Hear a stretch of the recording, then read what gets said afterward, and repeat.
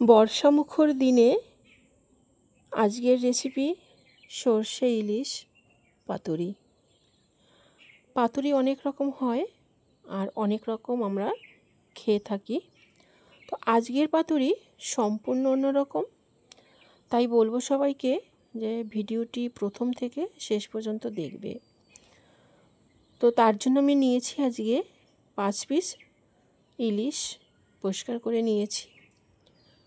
মাঝারি সাইজের ইলিশটা খুব ভালো ছিল, টাটকা। তো এই পাতুরি দিয়ে এই ইলিশ দিয়ে আজকে পাতুরি করে দেখাবো। তো চলো, এর জন্য লাগছে আমাদের সর্ষে 2 রকম। আমি শিলের উপরে একটু জল দিয়ে নিয়েছি ভিজিয়ে, যাতে করে শুকনো সর্ষেগুলো গড়িয়ে না যায়। এখানে 2 রকম সর্ষে নিয়েছি, সাদা ও কালো। সাদাটা একটু পরিমাণে বেশি দিয়েছি, আর দিয়েছি বেশ খানিকটা কাঁচা লঙ্কা। তোমরা হয়তো এতদিনে বুঝেছো যে আমি একটু ঝালটা পছন্দ করি। তো যাই হোক, কলাপাতা আগে থেকেই ধুয়ে পরিষ্কার করে রেখেছিলাম, সেটা এখন একটু আগুনে সেঁকে নেব, যাতে কলাপাতাটা একটু নরম হয়। তো এদিকে আমার সর্ষে বাটা হয়ে গেছে। একটি নিয়েছি মাঝারি সাইজের টমেটো, যেহেতু দই নেই। তো একটা বাটিতে দিয়ে দিলাম পরিমাণ মতো হলুদ, পরিমাণ মতো নুন আর পরিমাণ মতো সর্ষের তেল দিয়ে পাশে সরিয়ে রেখে, এবার সেঁকে রাখা পাতায় আমি খানিকটা তেল মাখিয়ে নেব, তাতে মাছটা ভালো করে উঠে আসবে।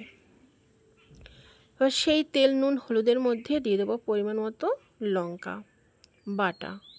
এবার এক এক করে আমি মাছগুলো দিয়ে ভালো করে মাখিয়ে নেব। মাখিয়ে এবারে পাতায় সাজিয়ে নেব।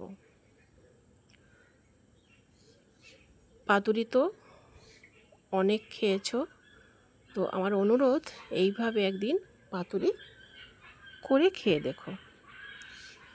এক এক করে মাছগুলো এবারে সুন্দর করে সাজিয়ে নেব।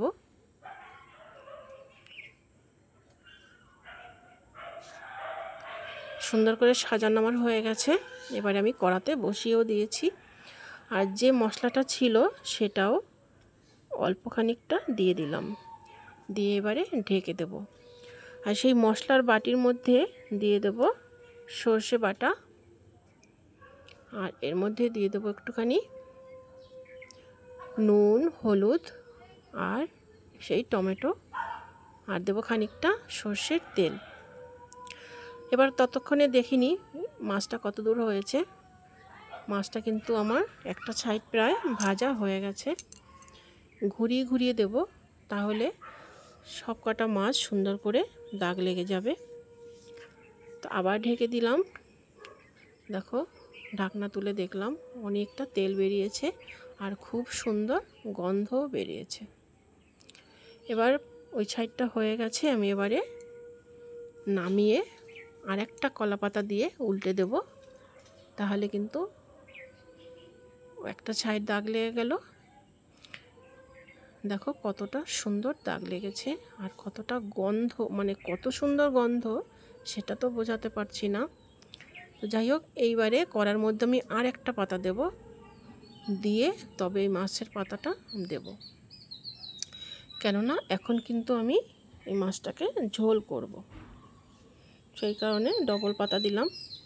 এবার সর্ষে বাটার মধ্যে সর্ষের বাটিটা ধুয়ে একটু জল দেব, কেননা এর একটা গ্রেভি করব। গ্রেভিটা করতে আমার জল লাগবে। তো এবার দেখো মাছের 4 সাইডে কি সুন্দর আমি এই সর্ষে বাটাটা দিয়ে দিলাম। দেখতে কি অপূর্ব লাগছে, আর গন্ধ তো অলরেডি বেরিয়েই গেছে, বুঝতেই পারছো। তোমাদের কাছে আমার অনুরোধ, প্লিজ বন্ধুরা, এভাবে একদিন রান্না করে খেয়ে দেখো, বুঝতে পারবে যে এইভাবে রান্নারও কতটা স্বাদ। যারা বুঝতে পারবে তারা এই জিনিসটাকে দেখলেই বুঝতে পারবে যে কতটা ভালো হয়েছে সেটা আর বলার অবকাশ থাকে না। তো যাই হোক, রান্নাটা কিন্তু আমার একদম শেষের দিকে। যদি কোনো নতুন বন্ধু দেখে থাকো তাহলে প্লিজ আমার চ্যানেলটিকে সাবস্ক্রাইব করে আমার পাশে থেকো। আর ভালো কি মন্দ কমেন্ট কিন্তু অবশ্যই করবে। তোমাদের কমেন্টের আশায় আমি বসে থাকি। কমেন্ট আসলে আমার খুব ভালো লাগে পড়তে। আর অবশ্যই লাইক করো। আর সত্যি বলছি, যদি ভালো লাগে তাহলে শেয়ার করো। আর পুরনো বন্ধু তাদের বলবো, তোমরা আমার পাশে আছো, থেকো। আর পাশে আছো বলেই আমার ভিডিও করার ইচ্ছে জাগে, ভালো লাগে।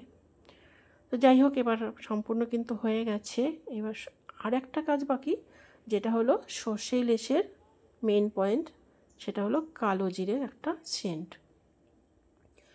সেই কালো জিরে গন্ধটা আনার জন্য আমি এখান থেকে একটু তেল তুলে রেখেছিলাম, মাছের তেল। সেটার মধ্যে আমি একটু কালো জিরে ফোড়ন দিয়েছি। সেটা কিন্তু আমি এখন এই মাছের উপর দিয়ে দেব। কিন্তু তার আগে এই পাতুরির যে গ্রেভিটা ছিল সেই গ্রেভিটা এর উপরে ঢেলে দিলাম। দেখতেই পাচ্ছ কি সুন্দর লাগছে এই গ্রেভিটা ঢালার পরে।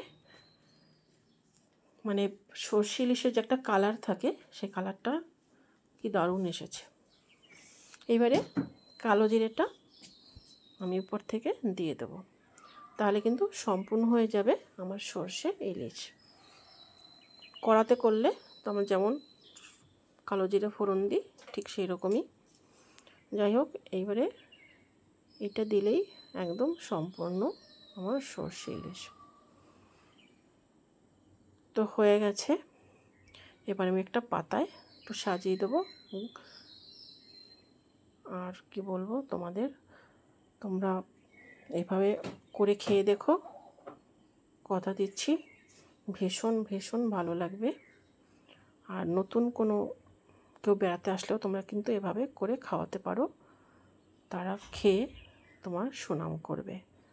আর সবাই ভালো থেকো, সুস্থ থেকো। আর এই মরশুমে এরকম মাছ কিনে খাও। আর টাটা।